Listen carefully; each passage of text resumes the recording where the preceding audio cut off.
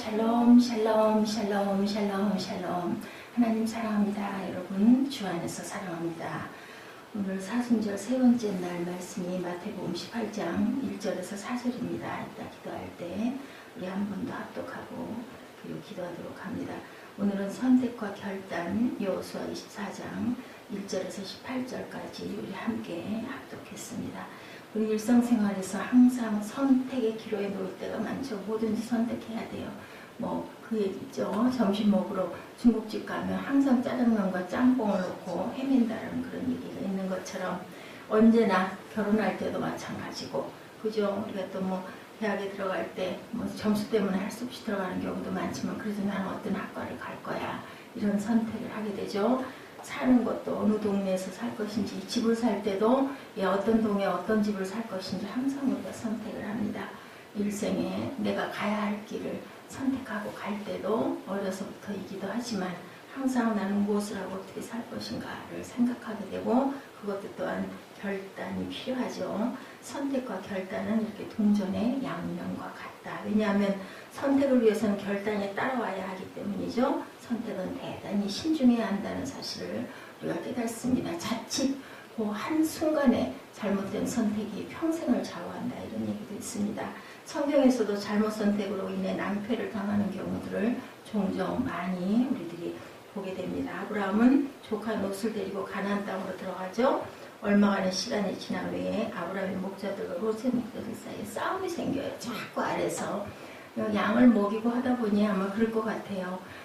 풀이 많은 곳을 서로 먼저 선택해서 자기 양들을 많이 먹이려고 그 욕심이 있다 보니 아마 저는 제일 먼저 더 그럴 것 같아요. 생각을 해보니. 그래서 결국은 둘이 헤어지죠. 내가 좋아하면 내가 구하겠다. 아브라함이 먼저 얘기를 하면서 네가 먼저 선택해라. 그래서 소돔 땅을 선택을 하죠. 결국은 그것을 또 불로 심판을 받게 되죠. 타락한 도시가 되고 맙니다. 하나님께서 그것을 불로 심판하심으로 인해 롯은 아내를 잃습니다. 빈손으로 그것을 떠나야 하죠. 잘못된 선택의 대가를 톡톡히 치른 주인공, 아주 그 대표적인 주인공. 또 다른 사람은 룻이죠. 룻, 그 여인은 모압 여인입니다. 사사시대 극심한 가뭄으로 인해서 베들레헴에서 모압 지경으로 피신했던 엘리멜렉의 둘째 며느리였죠. 불행하게도 그곳에서 그 형제가 다 죽고 결국은 시부를 모시고 룻은 다시 그 시어머니의 고향으로 달려오게 되죠. 자꾸 네 고향으로 돌아가라고 해도 끝까지 안 가고 다시 돌아옵니다. 룻은 엘리멜렉의 친척 보아스와 재혼을 하고 다윗의 할머니가 되고 메시아의 족보에 오르는 영광을 얻게 됩니다. 선택이 정말 중요합니다. 본문의 주제도 선택과 결단에 관한 주제. 이스라엘 백성들이 이제 약속의 땅 가나안을 차지한 후에 여호수아가 이스라엘 백성들의 지도자로 있을 때를 배경으로 마지막 모아놓은 고별 설교입니다. 이스라엘은 7년간의 가나안 정복 전쟁에 승리하고 12지파의 땅을 분배합니다. 그리고 하나님께서 이스라엘에게 안식을, 이제 평화한 안식을 주시는 부분이 여호수아 23장 1절에서 나타납니다. 이제 나이가 많아 늙었어요. 그죠? 1절 말씀 속에 두 가지 문제점. 첫째는 이스라엘의 쉼이 되고, 둘째는 지도자의 나이가 이제 많아졌다. 문제는 오래되면 발생되죠. 쉬는 것도 오래되면 오래 너무 쉬면 좋지가 않습니다. 좋지 않은 결과들이 옵니다. 1절에서는 그 문제를 구체적으로 밝히진 않았지만 어떤 문제를 직감할 수 있는 것, 이스라엘 공동체 안에 좋지 않은 조짐, 그리고 여호수아의 나이가 많으므로 이제는 어떻게 해요? 문제점이 생깁니다. 영적으로 쇠약해지지 않았다. 여호수아는 그렇지만, 그죠? 세겜에서 두 차례의 모임을 소집하죠. 첫 번째는 이스라엘의 지도자를 소집하고, 두 번째는 이스라엘 12지파 모든 백성을 불러 모읍니다. 오늘은 두 번째 모임, 이스라엘의 모든 지파들의 모임이었고, 언약이 갱신되어야 된다는 얘기를 하고 있습니다.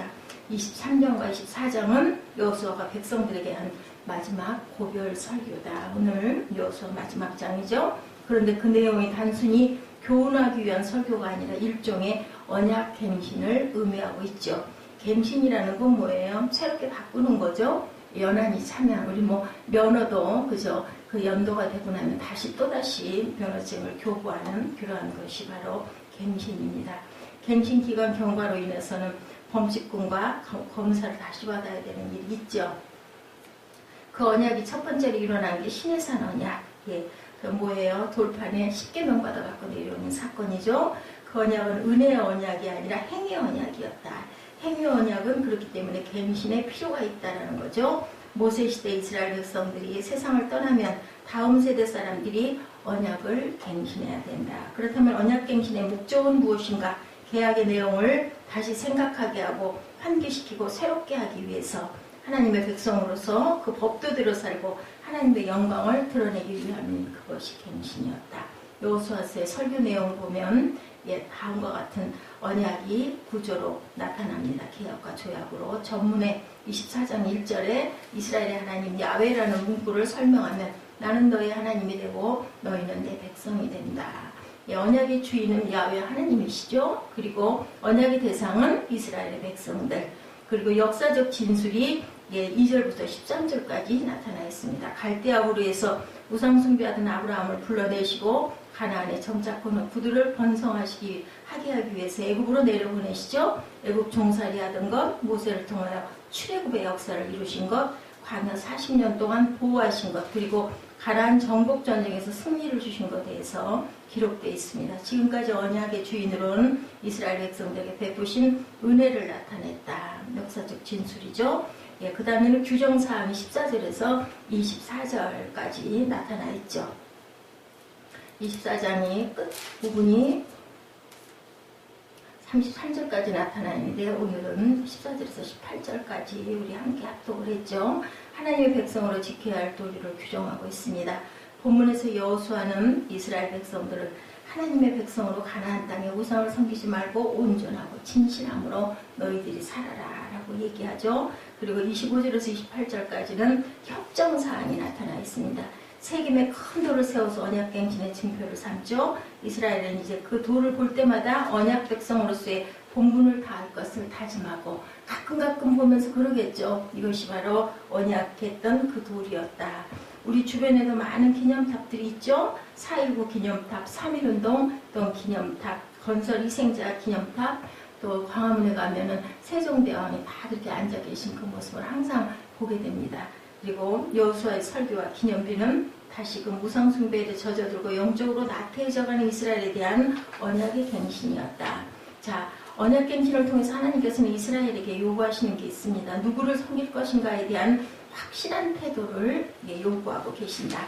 이스라엘 백성들에게 하나님께서는 뭘 주셨어요? 오늘 본문에도 보니 안식을 주셨다. 그러나 그들 가운데 가나안의 신들을 섬기는 조짐이 나타나고 있었어요. 여호수아는 백성들에게 분명할 태도를 너희들 취해라 라고 요구합니다. 이전에 신명기에서 모세가 이스라엘 백성들에게 주었던 두 가지 명심사항이 있었죠. 이방 사람과는 결혼하지 말아라. 그리고 이방신을 섬기지 말아라. 그러나 그들은 이미 곁눈질을 하고 있죠. 사실 말이 그렇지 그곳에 들어가서 섞여서 그곳 사람들하고 살다 보면 얽히는 일이 많죠. 나는 아닌데 누군가가 그저 이방 사람과 눈이 맞아가지고 결혼하고 싶거나 그런 사건들 비일비재하게 일어납니다. 15절에 보니까 만일 야훼를 섬기는 것이 너에게 좋지 않게 보이거든 너희 조상들이 강 저쪽에서 섬기던 신들이든지 너희가 거주하는 땅에 있는 아모리 족속의 신들이든지 너희가 섬길 자를 오늘 택하라. 오직 나와 내 집은 야훼를 섬기겠노라. 누가 여호수아가 이렇게 얘기하죠. 하나님의 놀라운 은혜를 경험한 후에도 시간이 지나면 이렇게 우리 마음들이 도묘되고 희미해지고 희석되고 그리고 누군가 하면 안 되는 세력과 함께 결탁하는 일이 있다. 그래서 언약의 갱신이 필요하다. 여호수아는 그 자리에 모인 백성들을 향하여 강하게 선포하죠. 야훼를 섬기든지 아니면 너희들이 지금 은근히 관심 가지고 있는 가나안 족속들의 신들을 섬기든지 분명하게 선택해라. 그리고 선포합니다. 나와 내 집은 야훼 하나님만 섬기겠노라. 이와 같은 선포는 우리의 신앙을 지키고 견고하게 하는 좋은 동기가 됩니다.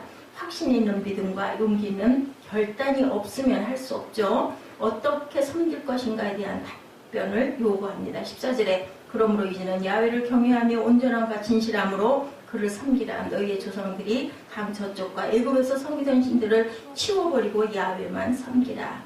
하나님을 섬기는 방법에 대해서 여호수아는 확실하게 이렇게 가르쳐주고 있죠. 여호수아가 이렇게 명령하는 것은 백성들의 신앙생활이 미지근했고 염려가 됐고 믿을 수가 없고 분명히 내가 없으면 너희들 또 다시 죄를 질 거야, 이걸 알고 있었다. 하나님을 향한 두려움과 존경과 사랑의 마음을 가져라 하고 하나님을 경외하라고 이렇게 얘기하고 있습니다. 신앙생활이 오래된 사람들에게 종종 발견되는 모습, 바리새적인 모습이다. 누구도 아니라고 할 수가 없어요. 타성에서 져버릴 수밖에 없다. 매 순간순간 매일매일 하나님을 우리가 경험하고 하나님의 감동을 느끼는 게 아니다 보니까 어느 기간이 지나고 나면 이렇게 희석될 수가 있기 때문에 경건의 모양은 있는데 능력은 없는 거. 모습만 하는 거죠. 모습만. 기도도 아주 잘합니다. 그런데 정말로 진전심으로 마음을 다한 그러한 마음에 감동이 있는 너희가 기도를 하고 있느냐, 찬양을 하고 있느냐, 말씀에 묵상을 하고 있느냐. 그래서 우리가 항상 말씀을 가까이 해야 되고 최소한 하루에 한 번 정도는 예배를 꼭 드리는 것이 그런 부분을 막는 부분은 참 좋다. 온전함과 진실함으로 해라. 강서쪽은 아브라함이 하나님의 부르심을 받기 전에 갈대아 우르에서 우상 숭배했던 일, 그리고 애굽에서 종살이 하던 때 애굽의 신들을 섬겼던 일들을 말하는 겁니다. 강서쪽이라는 것은 그런 신들을 치워버리라고 명령하죠. 그것은 무가치한 것들이다. 마음을 쏟을 만한 가치가 없는 우상일 뿐이기 때문이다. 예수께서도 교훈하셨죠. 마태복음 6장 24절에 한 사람이 두 주인을 섬기지 못할 것이니 꼭 이를 미워하고 저를 사랑하거나 꼭 이를 중히 여기고 저를 경히 여김이라. 너희가 하나님과 재물을 겸하여 섬기지 못하리라. 아시죠? 부자 청년 이야기. 그 재물이 많아가지고 다 가난한 사람들이 나눠주고 나를 따르라 주님 그러셨을 때 슬퍼하면서 뒤를 돌아보고 떠나갔더라라고 나타납니다. 세 번째, 언제부터 섬길 것인가에 대한 답변을 요구하고 있습니다. 15절에 야훼를 섬기는 것이 너에게 좋지 않게 보이건 너희 조상들이 강서쪽에서 섬기던 신들이든지 너희가 거주하는 땅에는 아모리 족속의 신들이든지 너희가 섬길 자를 오늘 택하라. 오직 나와 내 집은 야훼를 섬기면 언제부터 할 거냐? 확실하게 해라. 여호수아는 되게 자유하게 얘기를 합니다. 그렇지만 나는 이렇게 하겠다. 세겜은 이스라엘 백성들에게는 대단한 의미가 있는 장소였죠. 아브라함이 처음 가나안 땅에 도착했을 때 세겜에서 단을 쌓았어요. 하나님 앞에 예배드렸고 이스라엘 백성들이 가나안 땅에 진입한 후에 이곳에 기념비를 세우죠. 여호수아는 바로 이 역사적인 장소 세겜에서 백성들을 향하여 결단을 촉구하고 있었다. 너희가 섬길 자를 오늘 택해라. 생명과 관련된 결정은 절대로 미뤄서는 안 되는 거죠. 신앙적인 성장이 이루어지지 않는 요인 중에 하나가 미루는 거다. 내년부터 다음부터 문제가 해결되는 일은 없습니다. 어느 날 마귀의 졸기들이 모여서 어떻게 하면 그리스도인들을 주님과 멀어지게 할까 하는 대책회의를 열었다고 합니다. 제일 처음에 젊은 엘리트 마귀가 그리스도인들을 모두 죽이자라고 얘기를 했대요. 조용히 듣고 있던 노인 마귀가 순교는 교회 성장의 뿌리가 된다면서 반대를 했다고 합니다. 또 젊은 마귀가 이번에는 감옥에 모두 가두자 또 이렇게 제안을 합니다. 이에 노인 마귀는 감옥에 가두면 찬양과 기도를 더 열심히 해서 처음보다 더 아주 극악을 떨 거니까 안 된다고 반대했다고 해요. 이런저런 의견 중에 노인이 내린 결론은 바로 이런 말을 그리스도인들의 가슴속에 심어넣기로 결정했다고 합니다. 봉사, 기도, 전도하는 것이 좋다. 그러나 내일 하자. 이것을 심어주자. 뭐예요? 이렇게 함으로 인해서 나태하게 하는 거죠. 내일 하자, 다음에 하자, 조금 있다 하자. 이런 마음을 품고 있을 때 마귀의 유혹에 넘어가서 점점 주님과 멀어진다는 것을 이렇게 의미하고 있다. 그 미국의 교육과 도시로 카네기는 결단해야 할 문제를 놓고 감정이나 편견, 근심하거나 무관심한 자세는 성숙하지 못하다는 증거가 된다라고 말했다고 합니다. 우리에게 내일이라는 시간은 보장되어 있지 않죠. 오늘 선택하고 결단해야 할 일을 내일로 미루서는 절대로 안 된다. 마귀가 가장 듣기 좋아하는 말, 다음부터, 내일부터, 조금 있다, 좀 더 자자, 좀 더 눕자 이 말씀이죠. 하나님께서 원하시는 것은 오늘 선택하고 결단하라는 것이다. 무엇을? 하나님 섬기는 것을. 백성들의 반응이죠. 야훼의 설교에 대한 반응은 성공적이었습니다.